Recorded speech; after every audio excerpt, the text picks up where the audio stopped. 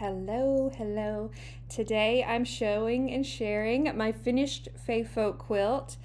This is one of my beginner-friendly patterns. It's made with all straight line sewing, simple strip piecing. It's perfect if you're a new quilter or just want a very quick weekend project. All right, here's the quilt top sewn up in my Everlush fabrics. I love how these prints look in Faefolk. The colors pop against each other and create such fun movement.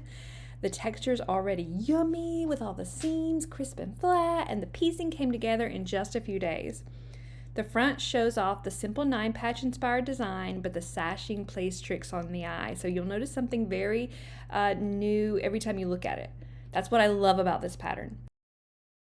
On the back, I used one of our newer wide backs, Become the Buffalo and Sunflare. It's big, bold, orange gingham and absolutely gorgeous. The quilting really pops against this backing. All right, let's get closer. Here you can see the chunky hand stitch binding. I used pearl cotton thread to give it that big stitch look that I love so much. You can also see more of that sunflower gingham in the quilting texture. All right, look at all those feathers, flowers, and pebbles stitched across the surface.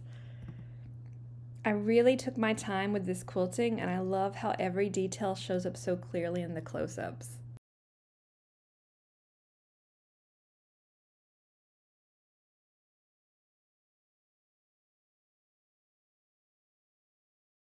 Here is the finishing touch, my Faefolk quilt label.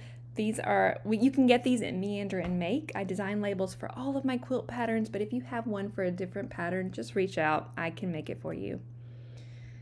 All right, one more look at the quilt. I love the mix of pinks and turquoise, teal, green, orange, all from Everlush working together. Thank you for watching this video. I hope you enjoy seeing the details, and I cannot wait to see the Faefolk quilt you create.